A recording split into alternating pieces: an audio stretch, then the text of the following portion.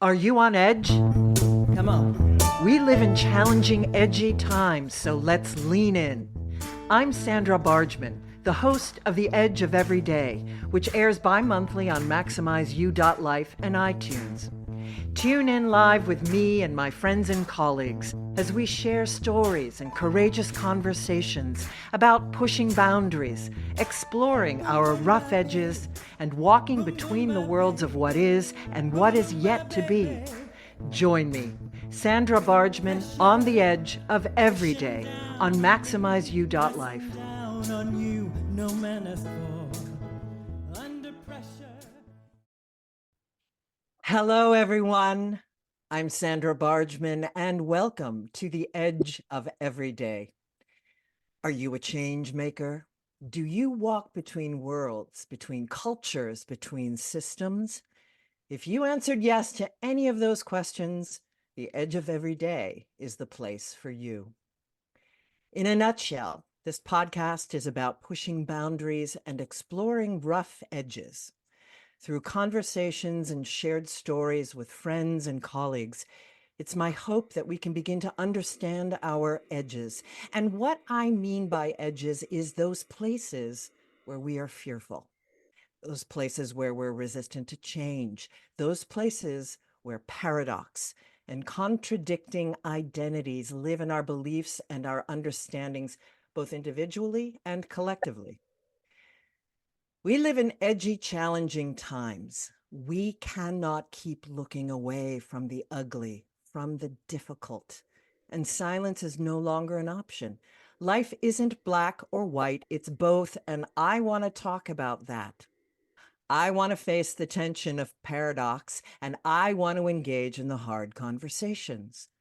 I want to explore the rough edges between our light-filled brilliance and our dark, shadowy corners. Because the more we recognize our own edges and get real about them, the more we can help others to do the same. And that, I fully believe, can help to change the world.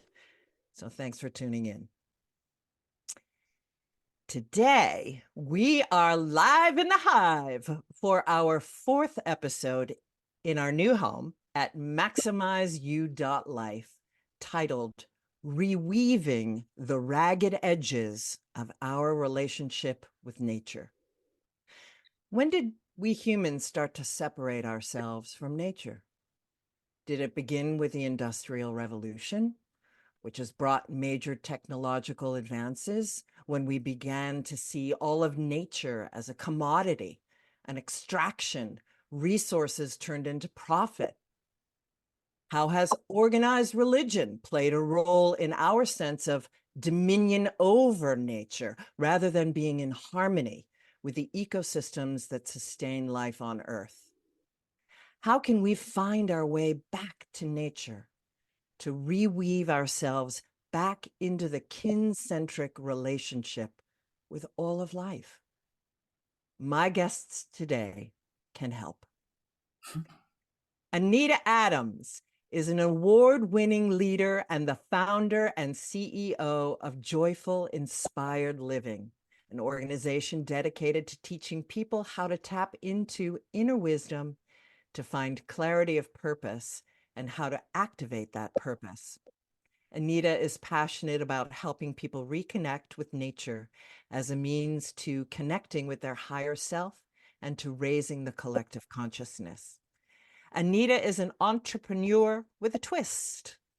From turning down a six-figure job to building a nonprofit, moving her family to France for a year, trekking 150 kilometers across the Swiss Alps with her husband and two kids, to getting rid of her possessions and turning nomadic, Anita shares her story and inspires others to have the courage to step away from societal expectations and into a life they love by learning to listen to the whispers of their heart.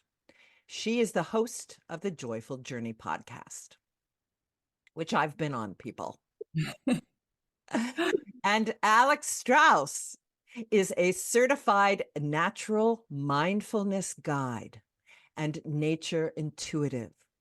Alex is the author of the best-selling book, The Mindful Walker, She is the host of the Rise Uprooted Wellness Symposium and the creator of the Mindful Walker School of Well-Being, the world's only training academy focused on mindful movement in nature as a path to better health and more joy. Alex helps earth-conscious but busy people find simple, practical, science-backed ways to connect quickly and deeply with the natural world for lower stress, better health, and greater well-being for themselves and the entire planet. Welcome, Alex and Anita. What an awesome introduction. Boy, you got a couple cool guests on your show. I'm telling ya.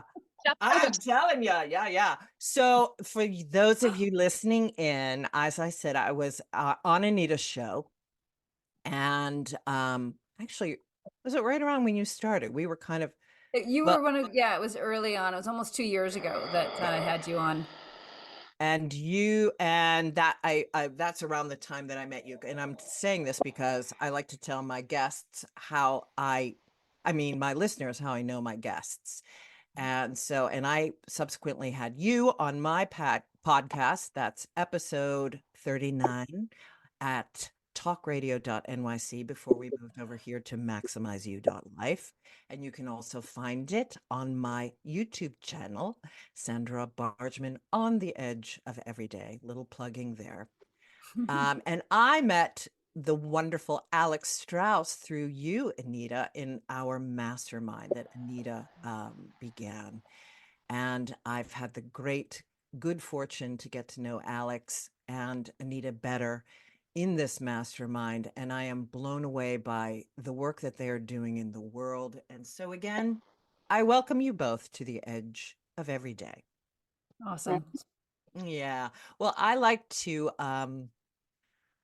ask this question. Identity is really, I've come to see how that plays such a wild role in all that we do. And thankfully, we talk more about identity in this identity fluid world that's emerging. But you could unpack identity in a variety of ways. In fact, we can say that our identity in today's global community does not include nature, which we're going to get into. So anyway, I'm going to start with you, Alex. What identity do you lead with? I lead with my identity as a child of the earth. I think I identify most with the natural world and my friends in the natural world. And I absolutely loved in your introduction the word kin-centric.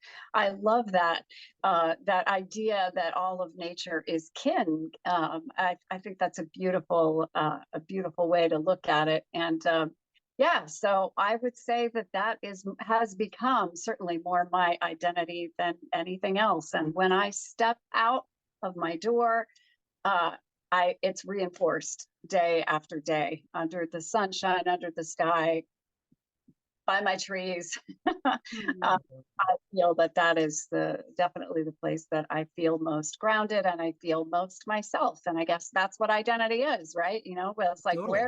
where and how do you feel like you? And that's how I identify primarily. I love it. Well, and I will venture to say Anita Adams feels somewhat similar, but I will let her answer that. Anita, what identity do you lead with?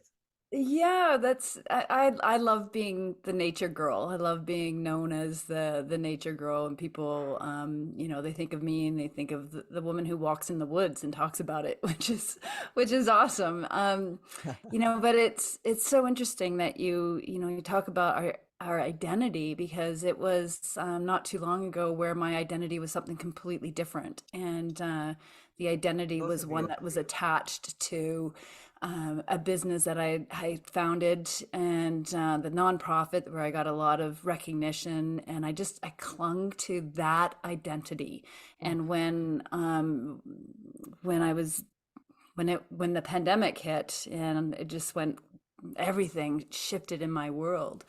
The fear of losing that identity was what actually sent me into the woods, what sent me into the woods to calm my anxiety, because I was so wrapped up in the possibility of losing something that I felt defined me, and the fear around, well, who am I and what am I going to do now, was so big and all consuming. And I just love that it was in nature that I actually really found who I am, you know. And I shared this before, but it's so good. It's worth sharing again. My all-time favorite quote by John Muir: "Into the forest I go to lose my mind and find my soul." And that just is exactly what happened to me. I was so wrapped up in my head and my concerns about who I am or who can I be, that I went into the forest and found who I really am. And it's somebody that's very connected to Mother Earth as well. I find such connection and self love and assurance when I'm in nature, and it's so soothing for the soul. I so understand that. And I know, Alex, you probably have a very, again, very similar co- connection that way in terms of, I mean, we all do. It's a fluid, who we are continues to evolve, how we perceive ourselves to be. A year ago, when I was asking this question, I was saying, I probably lead with the comedian, when in fact the spiritual, the luminary leader is the biggest part of who I am, but I probably lead with the comedian Mm. before anything else. So it is a progression. But it's interesting to me that both of you, and Alex, you know, I'm sure you've had a similar feeling about stepping away from, you know, a very seen, out in the world, powerhouse kind of media related situation, and then having it, you know, that it shift into this understanding. And I think that post COVID, that the embrace of those changes is so necessary. You want to talk to that at all, Alex? You Well, know, I mean, it's one of the things that I really appreciate about when I say my identity is that of a child of the earth, um, I love that that doesn't preclude all my other identities, right? You know, indeed. it's No, sort it's a of like great point, of course. base identity, right? It's where I start from, what I, as you say, lead from. Um, but I still retain these other things. But it has allowed me to have, I think, a level of peace and comfortability with myself, with my soul, with my life choices, in a way that clinging to something that is not quite as solid as the earth, Mm. Yeah. when you hitch your identity to that, um it's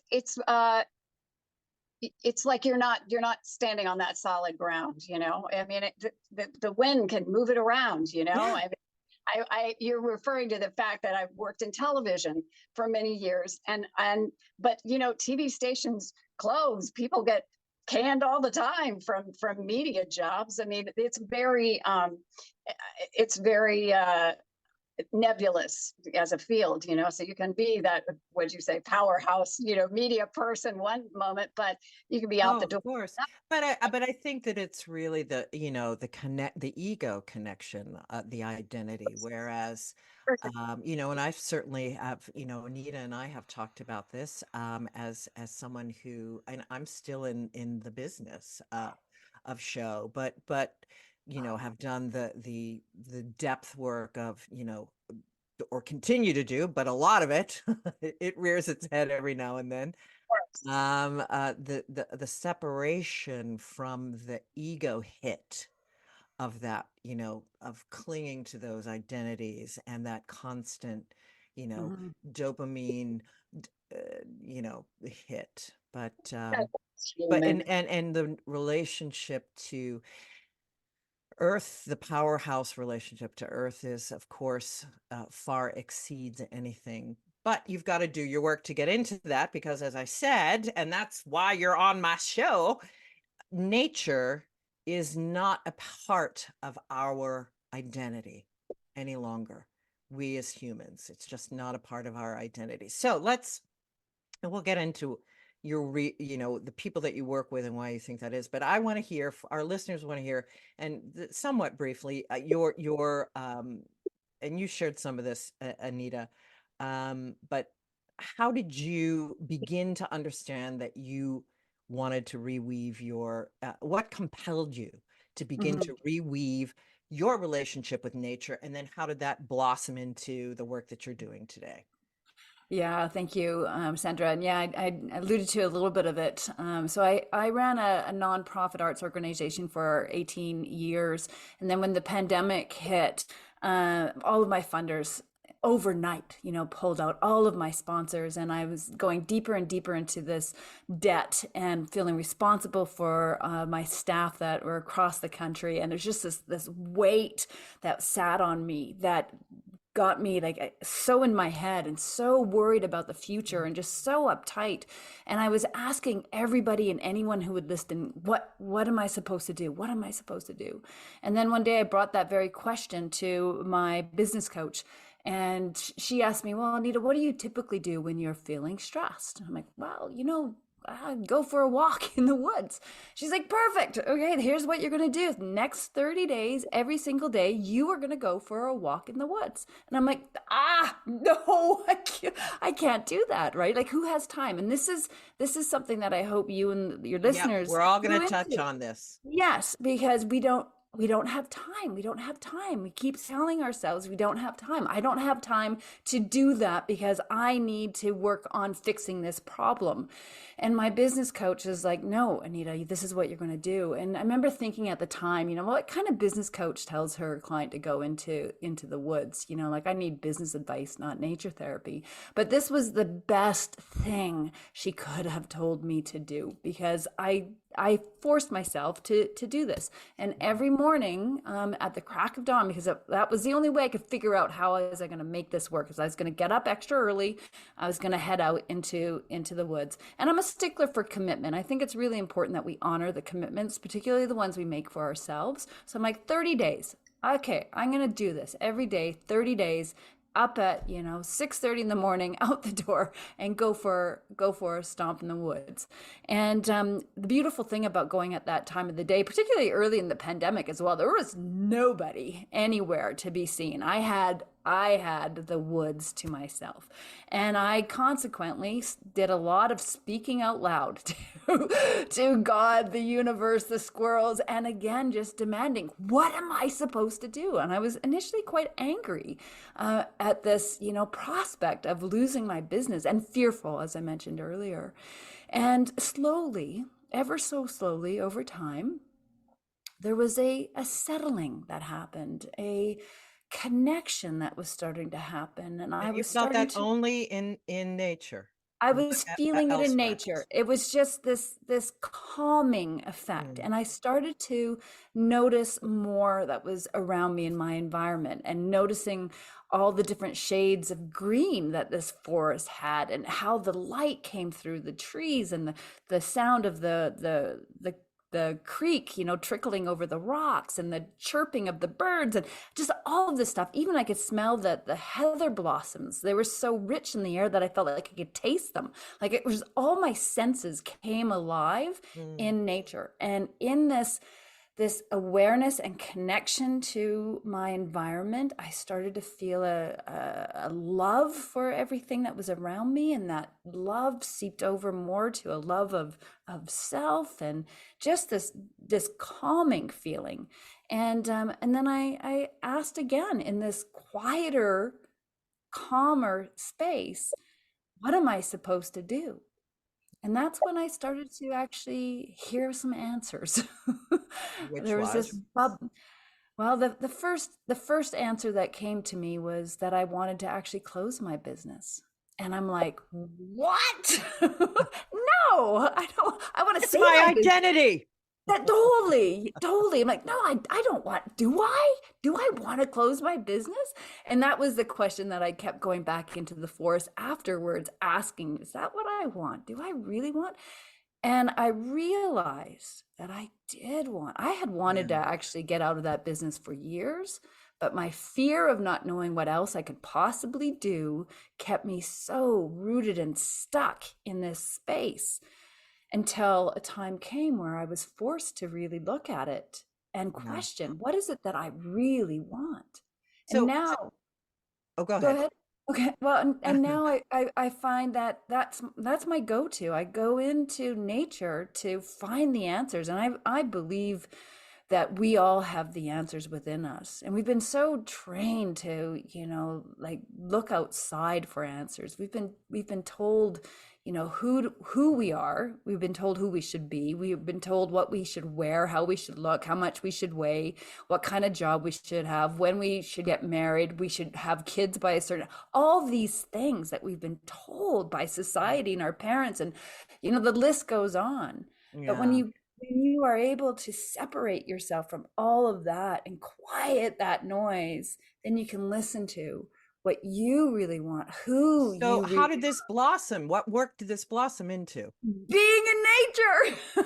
Just Bingo. quiet, stepping away and unplugging from the noise and quieting down and connecting with your environment. Like Eckhart Tolle says that, like that you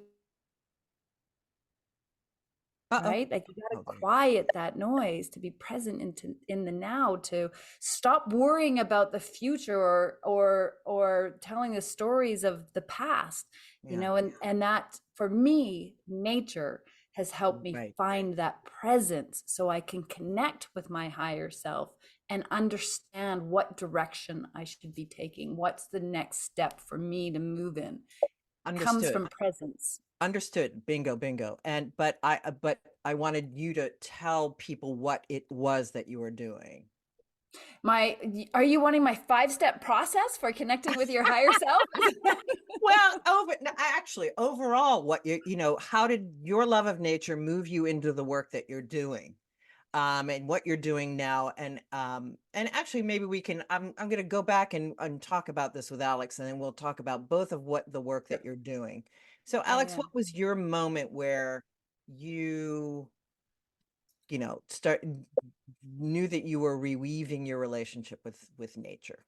It's really interesting because I run a symposium, as you mentioned, and I talk to people, and I have had Anita on my symposium and a number of other people, and Yay! work in this sphere, work in helping to connect people and nature more deeply, reconnect people with nature. And I talk to people all over the world. So we had one symposium, I guess it was the one a year and a half ago, where I had 8 countries represented among the speakers in that symposium. So I was talking to people from 8 different countries, and their stories are so similar. And it's so interesting because over and over, I hear something really similar. And listening to Anita talk, this is my book, by the way, speak of a shameless plug. Yes. Was describing is like, it sounds like it came out of the pages of this book when you talk about that peace descending, how you begin to tune in to your senses all come back online. We're all living with sensory overload, and it's when you allow yourself to do as Anita did and go out, get into the midst of a natural setting, whether it's a forest or it's something else. It's about being outside.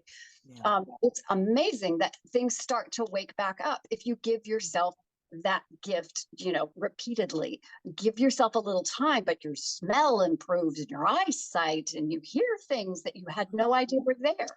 But in answer to your question, my story is similar to Anita's. I kind of hit a wall, which is what happens to most people who turn this direction.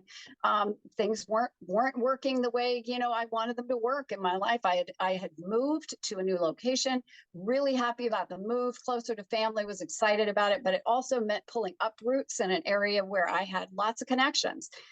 People knew me, and I knew lots of people, and I had been there for many years, and came to an area where Where did you come from? I moved from South Dakota to North Carolina. Mm. So it was a big move. But it was great. It was wonderful. I was happy to do it. Loved everything about it, except that everything was in upheaval, and if you look at that list of the things that are most stressful, in life, moving is one of them. Honest to God, I don't know how Anita does it, moving around. I am a cancer, and I could not be a nomad, right? I am a person who home is very important to me, It's and having inspiring. a Yes, indeed. space. At any rate, it was that move that sort of sent me into a spiral of I don't, did I do the right thing? What am I going to do now? I've lost several connections and several business connections as well, and kind of starting new things. And so I started, and we also got a dog. So that was part of the move. We were going to get a dog. We told the kids when we move in our new house, we're going to get a dog. So I got a puppy, and Sounds that like puppy, bribery. and that's a lot of people. This is a thing too. And in the book, I actually say that, like, if you need some motivation, go get a dog. Yes. Outside and walk that dang dog. And so I started, just taking walks, which had never been a part of my reality before. Unlike Anita, I'm just walking in a neighborhood. I wasn't walking in the forest. Like a lot of people, I was walking down my block. Yeah. That was kind of when the same kinds of things, the same experiences that Anita had, started to occur for me as well. Yeah, and wanting to share that with people and get them engaged and excited about the same sort of things that you both discovered, that anyone who spends time in nature discovers. So what do you do? I want to get into the busyness, but part of, there's a lot of ways that people are disconnected, and busyness is certainly a way. But do you deal with clients that that have other ways of disconnect, be it cultural, be it racial? I mean, it's sad but true that that's a thing. Is it, generational? How do you deal with those kinds of clients? Ways that people really feel disconnected, or they're urban and they can't get out. I mean, this makes me think about forest bathing. What is your sense of feeling? Well, I'll save the forest bathing question for later. I have some thoughts on forest bathing. So do I. Um, So do I. yeah. Oh, good. I rest assured they're probably similar. But I mean, how do you deal with this? I should say, do you deal with a variety of clients that way? And if so, how do you help a vast array of people who may not have access to the forest like you do, Anita? Um, Well, I think go ahead. yeah, Alex nailed it when she said you don't really need a forest. You don't need a wild environment. You just need to be outside, and there's trees, there's grass, there's, a pond somewhere, there's a puddle, Right. Just getting outside and walking around in your neighborhood is Focus and really presence to it. focus and presence. It's really what it is. It's unplugging. It's Yeah. unplugging from the material world, the computers, the cell phones. It's stepping outside, breathing in the fresh air, and just getting present to your environment wherever you are. And if you're, even if you can't get outside because you're sick, sit by a window, and just take in the beauty that is outside. It's obviously it's better to be in the physical environment. I think if you can be in a wild environment, it's you feel the benefits faster, is my interpretation, but it's not necessarily what you have to have. The biggest obstacle is that I've experienced, and maybe you've experienced this too, Alex, is simply the attitude of I'm too busy, which I wore that badge proudly. I'm too busy. I'm so busy. I'm so busy. I don't have time for this. But the Yeah. reality is, when you make time for yourself in this way, by stepping away and unplugging from your computers and the busyness of life, that you actually become more productive. Because time in nature, and there's tons of studies around this, time in nature helps to calm the mind, so you can think more clearly. You find solutions to problems quicker. You are in a more creative zone when you Bingo. have, yeah, and you're able to actually produce more when you make time for yourself and you unplug. Well, and you know, in our quick little um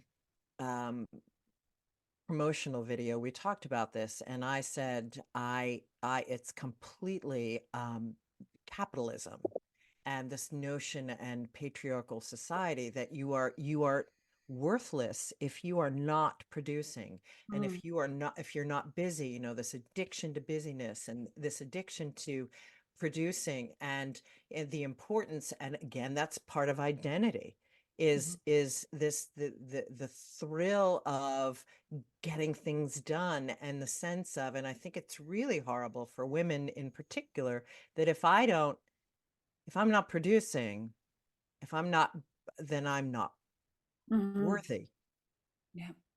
Yeah. And how It's would one of you answer this, Alex? those bullshit rules that we have Oh, to learn to break, right? You know, like, and we, totally, yeah. Yeah. totally, Anita. Yeah. Yeah. Um, in answer to your question, Sandra, about working with people, I definitely agree with Anita. I have a lot of folks in my community who talk about being busy. Time is a huge thing.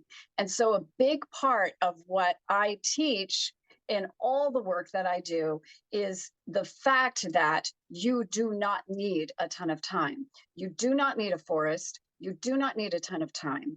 And so another thing that a lot of the folks that I work with are contending with is a lot of them are getting older. A lot of folks in my audience are in their 40s, 50s, 60s and up, and their knees don't work like they did. They've had a hip replacement. They're tired. Their back hurts, and so that's another thing that clients that I work with and students contend with. They're just like, well, what do I do if I got two replaced knees here, or I got I've had a heart attack, and my doctor says I'm supposed to walk, but I don't know. I'm nervous about it. I don't have a whole lot of energy. I mean, I have a lot of people Wow. like that who are like, how can I do this whole nature thing? I don't have a forest by me. I don't have an hour and a half to go spend. So almost all of my work is around teeny weeny, teeny tiny little snippets of time in nature. And I call this mindful walking. And really, that's three elements: get outside, get present, and get moving, however that looks for you. Mm. So it's about just getting quiet, getting in an outside space, and then I teach you little ways to connect quickly. If you got 5 minutes, if you got 10 minutes or 20 minutes, and if you've got a sidewalk or you've got a back garden or whatever it is you have, we work with that. And the message then for everyone listening is that if you are ambulatory, and if you are ambulatory, you can mindfully walk. And if you are not, you can mindfully stand or sit or lie in a natural environment, and you will still benefit. Absolutely, absolutely, absolutely. There was may I just interject here? Oh, There please was, do. and I know Alex is familiar with this. There was a study that was done by Yale University a couple of years ago, and they showed that it was only 120 minutes a week that one needed to invest in nature to reap the benefits. And that 120 minutes could be all in one go, or that could be broken up into little fragments over the course of the week, however you want. And I know that Alex and I both agree that we believe that it's best to get out daily, make it a daily habit. So Absolutely. that breaks down to like something like 17.44 seconds or whatever, 17 minutes and like 40 seconds or something like that, So it's not a lot of time that is really needed to be outside to experience the benefits. It's really about consistency, Yeah. consistently getting out. And both of you speak in your work to and everything that you've shared, that the benefit of being outside and the calming presence brings you internally and brings you to clarity of self, self-compassion, Mm. self-love, which of course then begins to flow out to others in your life. It's extraordinary. It's just extraordinary. And it's this the the resistance to going out and gifting oneself with the possibility of that, with the connection to all that is, and the deeper connection to the self that would, I mean, not only help all the problems that one is begin to help give some clarity and solutions to the challenges that one might be facing. But if we all did that, think of the solutions that we could come up with for climate change, for war, for all the things that we are facing. That sense, that connection of self-care, nature, the interconnectedness of all things. I had a physician on the symposium a while back tell me, if connection to nature and time in nature was a drug, you would not be able to keep it on the shelf anywhere. Oh, that's brilliant. Only like you can list, you'd need more fingers to list all the physical benefits, and you're just talking about sort of more esoteric, all of which are also true and proven benefits, but lower blood pressure, lower risk of every disease, lower cancer risk. The phytoncides in the trees help us fight cancer. Just seeing green lowers your blood pressure. I mean, it's crazy. All of these benefits that come just from being in the outdoors. And then in my case, when I'm talking about mindful walking, it's like you step outside and boom, you've got benefit. You get really quiet in your mind, get mindful, and boom, you've got another whole list of benefits. Some cross over, some are different. And then the third thing, you get moving, and we know, just a little bit of movement has a whole nother list of benefits, right? As opposed to being sedentary. And when you put these three things together, when you're in the outdoors, when you're present, quiet in your mind, and you add a little movement to that, oh my God, it's like, like what are you waiting for, people? The magic pill. Yeah. I feel a comedy show coming on between the two of you, but yeah, I mean, the mental health benefits, the emotional benefits, the immune benefits, the actual physical benefits, all of it, the health of the planet. It just, it's a drug, it's a pill. Yep. Okay.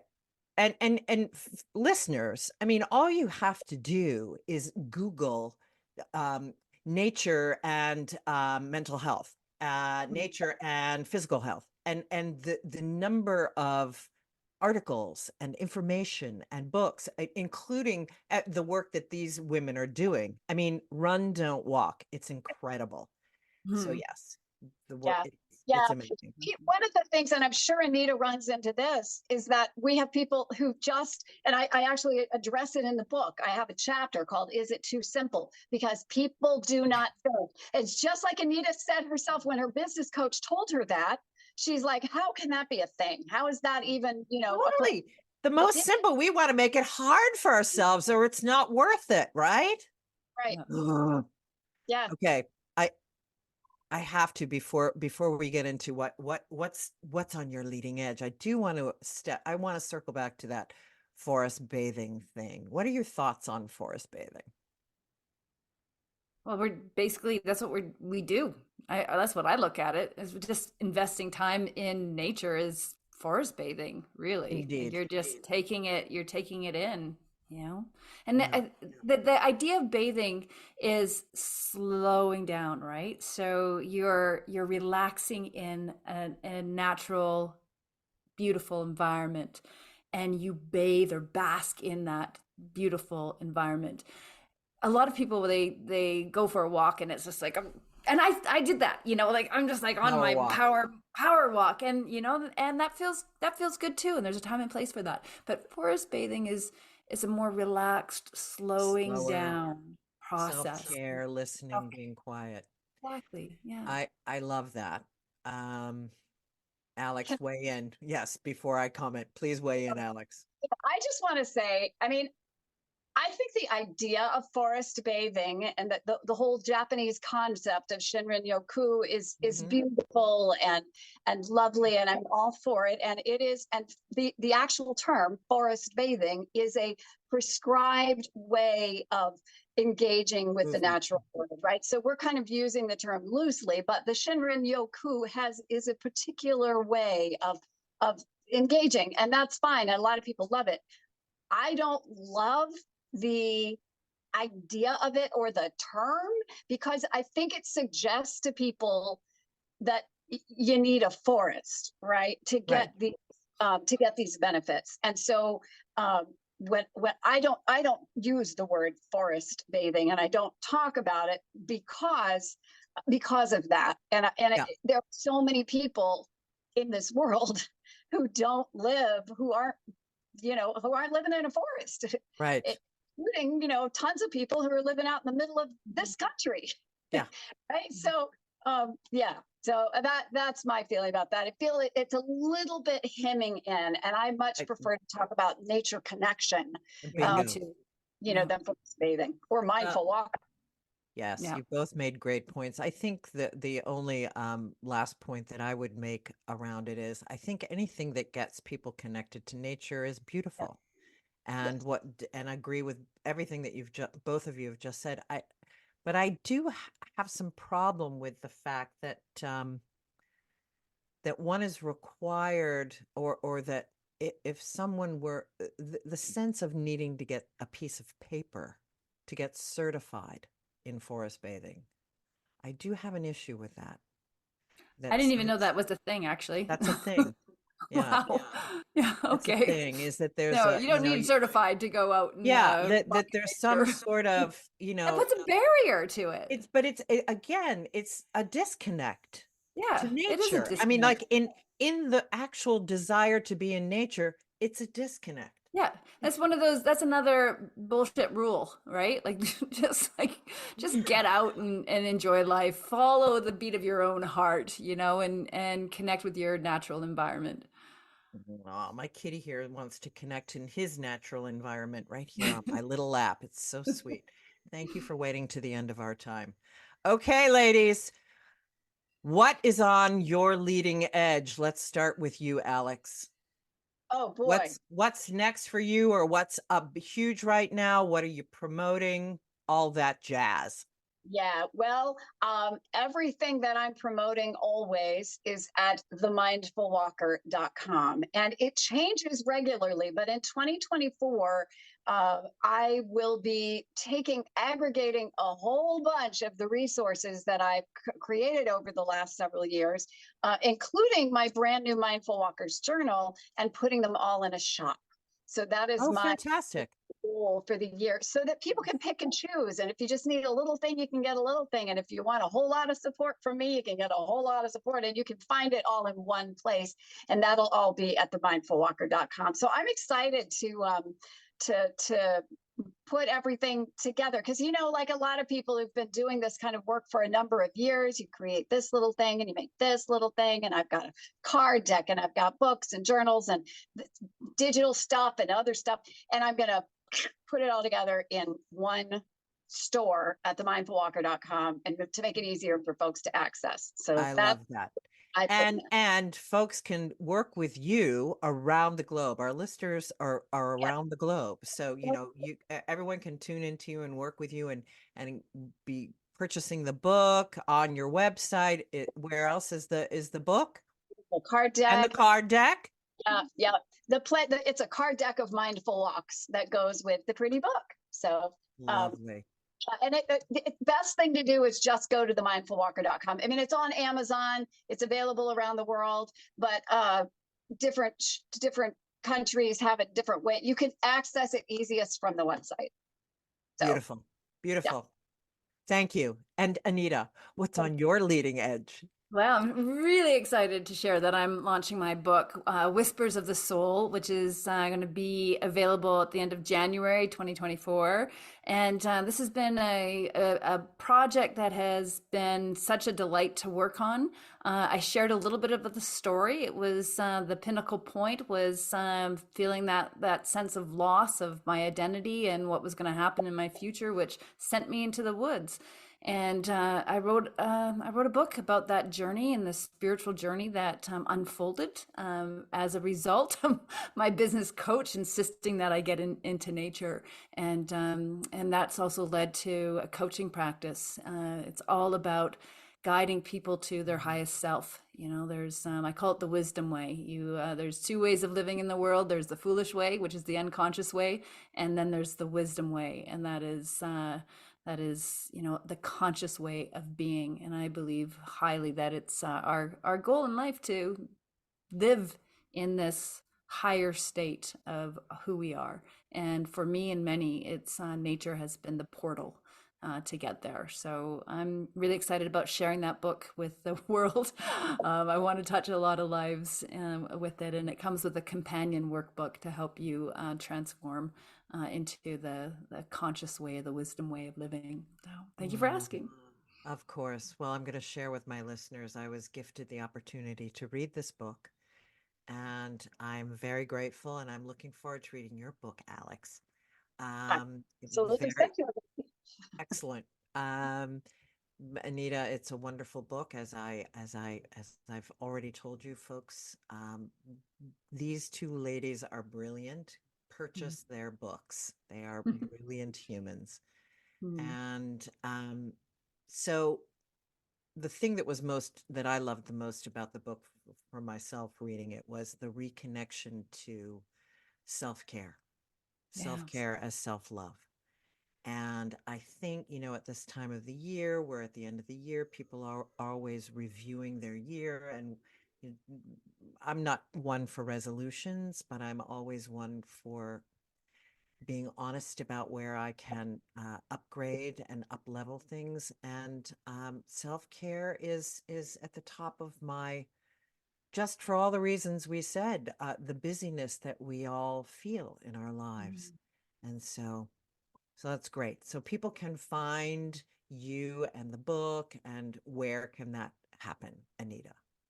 Well, it'll be on Amazon, but you can also go to whispersofthesoulbook.com, and all the information will be there. So. And they can find to work with you, everything to work one-on-one with Alex. It's at the same website that you've already, and that'll be in the show notes, everybody. To work one-on-one with you, Anita, that's a separate I um know. I listened to Alex, and she's like got everything in one spot, and I'm like, wow, I should totally do things better and different. My longer standing website is joyfulinspiredliving.com, and you can find information about my book there as well. So it's joyfulinspiredliving.com, and yeah, that's where I and should be you directing do everybody. retreats and you work Yes, one-on-one, and exactly. yeah, both of you guys do all of those things. Yeah. Well, ladies, I thank you so much for being a guest on the edge of every day and inspiring us with your wisdom.